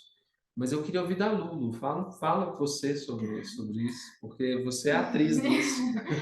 Pois é, e eu acho que justamente pela essa preocupação, esse medo da gente da gente não conseguir se organizar como comunidade, e foi a partir disso desse medo, desse receio, é que surgiu as reuniões comunitárias e que surgiu também a criação do termo de conduta, que é em cima do que, vamos colocar assim, do que a gente não gosta, do que as nossas dificuldades para lidar com o turismo que estava chegando. Pra vocês terem ideia, há uns 15 anos atrás aqui, era raro a gente ver um carro chegando. Era novidade para a gente. E aí, a gente, como começou o turismo aqui, então, assim, começou a preocupação, começou os impactos. Então, o termo de conduta da comunidade foi criado justamente, em parte, por essas demandas que o turista, o visitante, estava trazendo. Porque, como comunidade, a gente, se for olhar, a gente sempre foi sustentável aqui. Estou dizendo nativos e moradores. Nossas práticas sempre foram sustentáveis. E aí, a partir dessa chegada desse turismo, para não acontecer esse turismo desordenado, e que eu acredito que isso também contribuiu para a gente estar do jeito que a gente está hoje. Que eu acho que se a gente não tivesse se organizado também, a gente não estaria no pé que está hoje.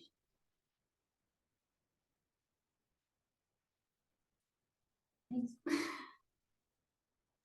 E Silvia agora, não? Vamos lá. Respondido, Zé, Gisele. Né? Vai lá, Silvia. Vamos lá. Uma pergunta que tem lá seus milindres, né?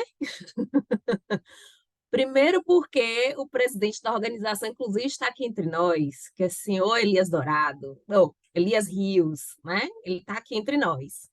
E ele hoje é o presidente da Rede Pintadas, né? Então, os homens têm seu lugar, inclusive, de distinção dentro dos processos, não neguemos isso. Agora, eu acho que o que caracteriza um movimento de mulheres na Bahia, e eu até traria assim para um processo mais generalizado do sertão do Nordeste, né? É que historicamente a gente lidou com a migração. E essa migração, ela foi levando os homens para o sul, né? Para as colheitas de laranja, para as colheitas da cana-de-açúcar, para as colheitas do algodão. Então, nós temos uma situação aqui de muitas mulheres que, ao longo dos anos, foram ficando realmente apartadas de seus companheiros, porque eles foram buscar outras formas de subsistência, de renda, enfim. Então, ainda que isso tenha acontecido de forma mais flagrante, né?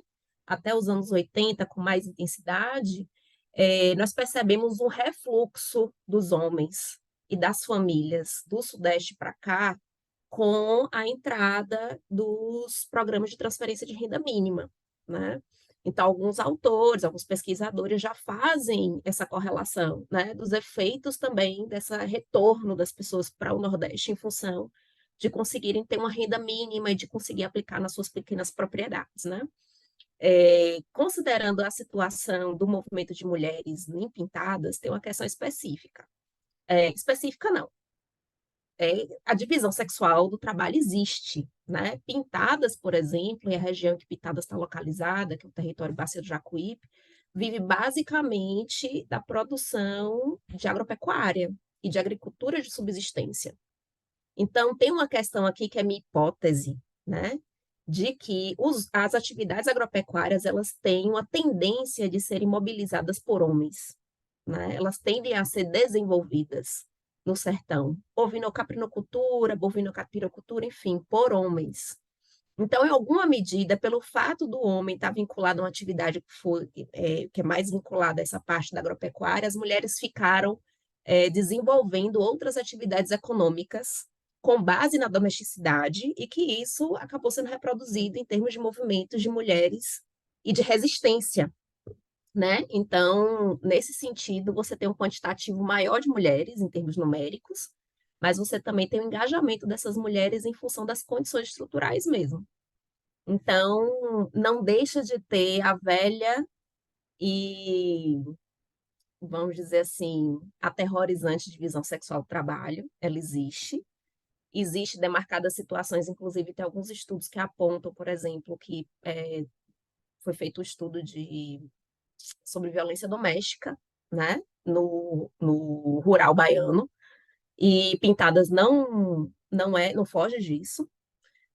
O problema é que você não tem capacidade de registro em função de não ter delegacias de mulher no sertão, no interior da Bahia, né? Então, pelo fato de não ser registrado, não quer dizer que não exista. E isso faz com que haja realmente, especialmente, o aspecto conservador das relações entre homens e mulheres, mulheres entre mulheres e homens, né? mas eu acredito que em função, aí é minha hipótese, em função das atividades majoritárias da região serem vocacionadas para a agropecuária, os homens tendem a ficar mais no campo e as mulheres acabam desenvolvendo movimentos mais ampliados, vamos dizer assim, de acesso a atividades econômicas e produtivas, né? Então, se vocês forem a Pintadas um dia, e eu desejo que vocês possam ir, porque é pulsante, mulheres gerenciam sindicatos, mulheres estão à frente dos negócios, e as mulheres estão à frente da luta, por exemplo, para essa parte do poder político ser assumido, né, com mais preeminência. Nós temos lá, existem vereadoras, a antiga prefeita, tem um movimento muito grande, né, de lanchonete, de restaurante, tudo isso feito, inclusive, com muito subsídio por conta da Igreja Católica, né? Porque os movimentos eclesiais de base tiveram uma influência muito forte naquela região, né? Então, é isso. Buscando fazer esse movimento aí de que nós avançamos, mas ainda está precisando muito. Valeu, Silvinha. Valeu, Cauê. Acho que Zé fez uma pergunta, né? Sim, obrigado, Zé Márcio, pela pergunta. Eu vou só compartilhar de novo uma imagem aqui que eu acho que também pode ajudar na, na minha fala. Aqui eu estou ali empurrando um dos carrinhos de rolemã, né, alegóricos, que são esses carrinhos com essas alegorias, um de mata, o outro fusca. Essas duas pessoas aqui, por exemplo, elas não estavam na oficina no início. A gente foi com os carrinhos para a rua e, a partir da brincadeira, elas chegaram perto e se entrosaram. Então, eu acho que isso é um exemplo de como essas tecnologias de encontro, né, esses dispositivos que a gente usa, são formas de provocar uma vivência criativa das pessoas em relação a um lugar que elas, às vezes, passam diariamente. E aquilo proporciona um tipo de vivência que é inovadora e que a própria brincadeira, né, a ludicidade da atividade, ela faz que não haja uma distância entre o artista e a pessoa que está vivenciando a experiência, né? Então, aqui também esse exemplo aqui, que estão os profissionais da saúde, elas estão ali, elas são público, mas elas também são personagens atuantes no território, elas são multiplicadoras, né, desses ensinamentos que elas ali naquele momento estavam adquirindo, né, sobre a nomenclatura das espécies e sobre o uso das plantas. E também aqui nesse caso aqui, quem está também projetando aqui é o Daniel, nessa foto, que é também um agente de saúde lá do consultório da rua. Então, eu acho que uma coisa que acontece muito com essas formas de arte-educação mais horizontais é o estímulo à participação de um jeito que não anula o papel do educador, como o Freire também falava, né? Ele continua sendo responsável por um tipo de orientação dos processos, mas ele também está em risco porque ele também se abre ao olhar do outro e à contribuição que ele pode dar para o educando, né? Então, o educador e educando, né, são copartícipes, né? São colaboradores e atuam em condição de parceria na construção desse conhecimento. Então, eu acho que tem uma coisa que eu acredito muito, é que as pessoas elas querem muito se expressar, elas têm muita coisa para dizer, e às vezes elas não sentem que podem, e elas não têm o repertório de meios para essa atuação. Isso eu percebo sempre que eu vejo um pessoal que às vezes tem uma formação mais autoritária, educação bancária, né? Essas formas que não são muito criativas e participativas, elas chegam e a partir de um lambe-lambe que elas fazem na rua, a partir de um poema que elas projetam na calçada, elas aquilo abre a mente das pessoas para um universo novo de possibilidades de relação entre elas e entre os seus pares e entre os outros cidadãos da cidade e o próprio espaço público, né? Então, acho que é mais ou menos por aí, assim, essa abertura e essa fusão em que se misturam os artistas e os artistas educadores e os educandos, eles estão criando juntos, né? Então todos ali são artistas e todos são educadores também, como tantas vezes quando eu estava plantando na rua, plantando uma árvore, veio a pessoa e falou assim, não, é assim que se planta, porque todo mundo tem uma experiência de vida, né? E essa leitura do mundo que precede a leitura do livro, e essa ideia de que você tem sempre alguma coisa para ensinar, né? Priscila. Oi, boa noite.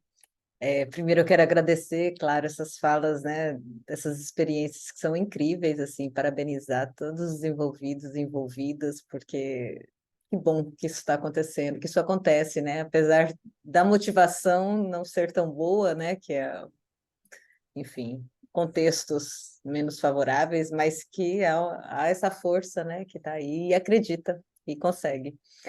É, eu quero fazer uma pergunta para Cauê, continuar aí na fala dele, podia ter feito antes, mas ele já continuaria.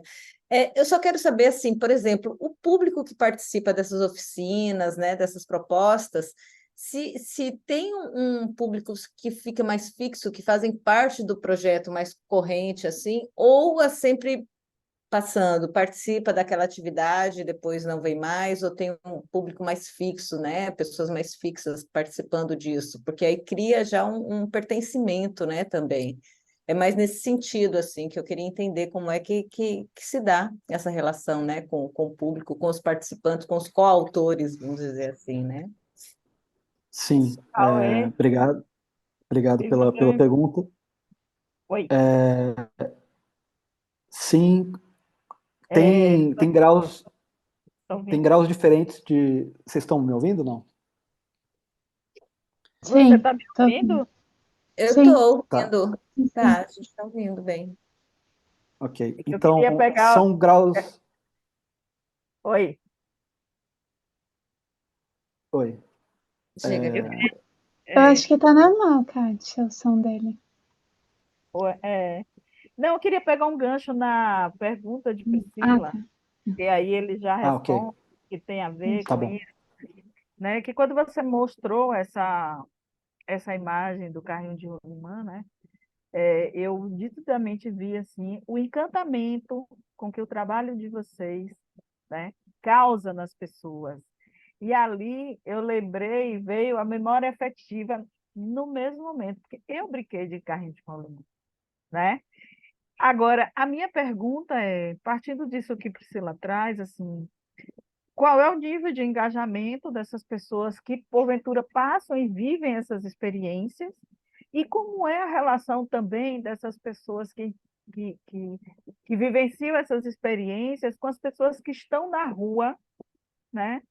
E que me parece que vocês também trabalham nesse processo de integração, integrativo, né, dessas realidades, a partir das práticas que vocês vêm desenvolvendo. Eu queria que você falasse também um pouquinho sobre isso.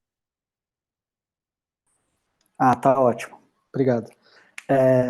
Então, existem graus diferentes de aproximação e de interação com o projeto, né? Então, por exemplo, aquela primeira foto que eu mostrei, uma foto vista de uma janela de longe, da projeção sobre a empena da Funarte, a pessoa que tirou aquela foto, a Paula, é a pessoa que também aparece com a bazuca em outra cena. Então, também existe uma participação de algumas pessoas que se aderem e se tornam amigos, amigas e que começam a fazer parte como colaboradores mesmo, colaboradoras, né? A Paula mesmo estava semana passada pintando bancos com a gente lá para um evento de população de rua do Museu da Língua Portuguesa, que a gente fez a cenografia. Eu e o Júlio, a gente fez o desenho, trabalhou juntos ali na construção dos bancos. A Paula, por exemplo, veio trabalhar junto também. Então, também fica um tipo de parceria colaborativa num nível super de igual para igual.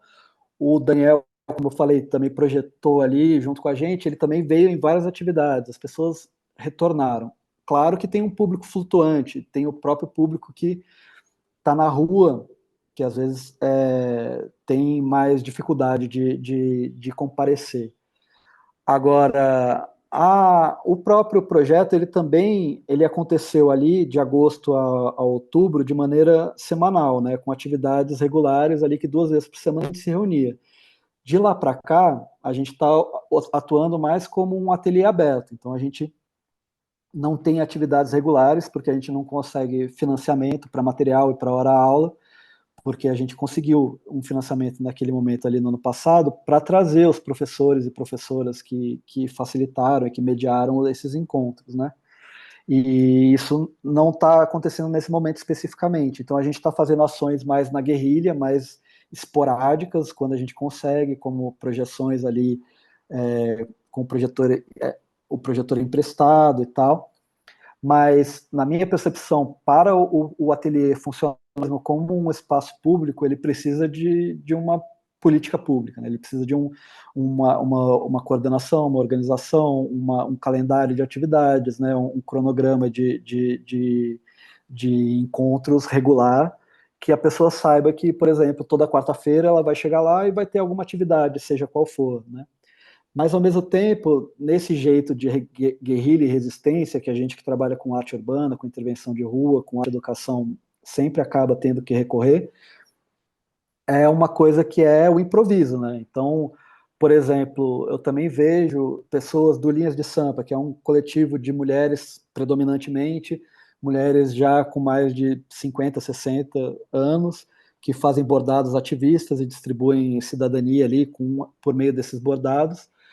E a partir das reuniões na Funarte, esse grupo ele também se renovou, por exemplo. Então, assim, começaram a aparecer mulheres ali de 40, 30 e tantos anos, que já dá um novo fôlego, um novo ponto de vista, né? E elas, por exemplo, semana passada também se reuniram lá para uma outra oficina no próprio ateliê da Funarte.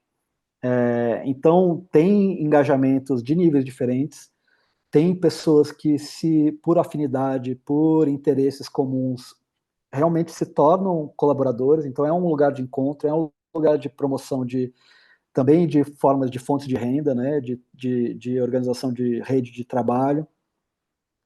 E a relação com o público da rua é uma relação também de construção de respeito e de formação dos próprios funcionários da Funarte. Tem uma questão que os funcionários da Funarte, muitos são terceirizados, eles também estão passando por dificuldades financeiras, tem atraso de pagamento, enfim, tem um monte de questão muito complicada com esses funcionários, e eles também precisam de alguma capacitação para lidar com a pessoa que está vulnerável em situação de rua, para atender essa pessoa com dignidade, né? Para que essa pessoa possa usar o banheiro e a água da Funarte, por exemplo, e a Funarte seja integrada num campo de serviços de uma maneira amistosa com esse público, né? E existem sérias contradições e problemas, né, sobre tudo isso, mas é um processo gradual e que precisa ser contínuo, né?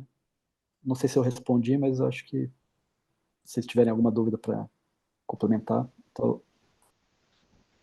Bom, obrigada, Cauê, obrigada, Silvia, todo mundo que apresentou, a Luciana, o Felipe, muito bacanas todas as falas. Eu só queria complementar algumas coisas que o Cauê falou, né? Realmente, quando o projeto começou ali na Funarte, era uma situação bastante difícil, né, que a gente estava passando, e eu acho que foi fundamental ali a experiência para a gente pensar também numa experiência de Estado, né?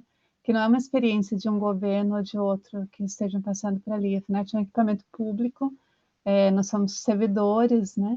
Então, eu acho que é fundamental que a gente tenha esse entendimento, que acho que o Cauê teve também, da gente entender que tem que ter uma continuidade nos processos. Eu acho que a gente sabe que tem mudança de gestão e tudo isso, mas é importante que a gente consiga manter uma continuidade nos equipamentos públicos, né? Nas políticas que são de Estado e não de governo para a cultura.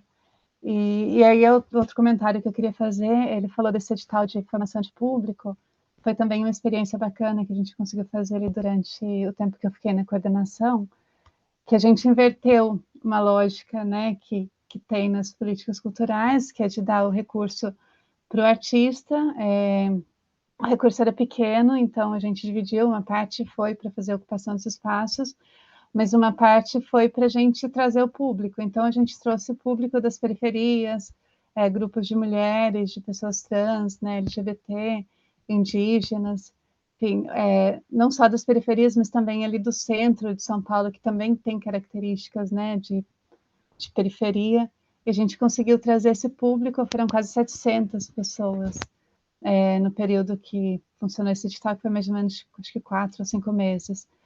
E aí a gente conseguiu casar, então, essas duas ações, né? As atividades do Cauê no ateliê com esse público, né? Essas pessoas vindo para cá. E aí o que ele falou é verdade. No trabalho deles ali não tem muita divisão entre quem que é artista e quem que é público, né? Porque são oficinas, são atividades que feitas sempre ali em parceria. Então eu acho que esse também foi um trabalho importante que eles fizeram para ativar ali o espaço da Funarte, principalmente em relação com o Intone, com todas as dificuldades sociais que a gente encontra ali naquela região. Bom, então era isso, acho que a gente está encaminhando já para encerrar, e eu vou passar para o... Não sei se o José Márcio ou a Zé Cátia querem falar mais alguma coisa, mas acho que é isso, obrigada. Só quero agradecer,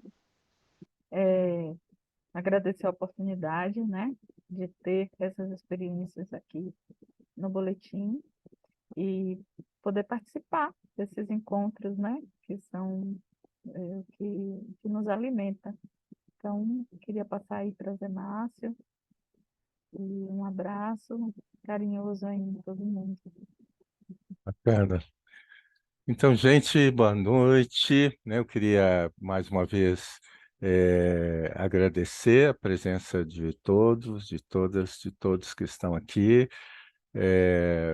aos que foram convidados para virem conversar sobre os seus textos. Queria aproveitar e acusar aqui a presença de uma das coautoras de um dos textos, a Caroline, né? A Carol Craveiro, que está aqui, obrigado pela presença, um artigo muito importante sobre indicadores, né, para se pensar essa questão da sustentabilidade, né? Mas eu queria, antes de encerrar, eu queria aqui fazer uma pequena homenagem, um pequeno registro, né? Nós perdemos na semana passada um querido amigo, um grande colaborador do Observatório da Diversidade Cultural, que é o professor e pesquisador José Rogério Lopes, né, que trabalhou na Universidade de Taubaté, na Unicinos, que coordenava um grupo de pesquisa sobre políticas culturais e ambientais, coordenava comigo um GT de diversidade cultural no Enecult, publicou com a gente, né, sobre questões ligadas à sustentabilidade, ao desenvolvimento, à cultura, mas que infelizmente partiu cedo, né? Era ainda um jovem promissor, pesquisador, cientista social. Então, eu quero registrar aqui mais uma vez a homenagem que o Observatório faz, né, ao querido José Rogério Lopes, tá bom? Então, é isso, gente. Muitíssimo obrigado por quem, né, pelos nossos queridos convidados, muitíssimo obrigado aos que vieram, né, assistir aqui o nosso Diálogos, né? O ODC Diálogos. Essa gravação vai ficar disponível no YouTube, espero que vocês assistam, divulguem, né? E nos colocamos aqui à disposição, né? Para que a gente possa estabelecer parcerias, contatos, né? Aí com o Felipe, com a Luciana, né? Estamos aqui próximos, à disposição, com o Cauê também, tá bom? E, Silvia, seja muito bem-vinda ao Observatório, tá bom? Então, muitíssimo obrigado a todos vocês.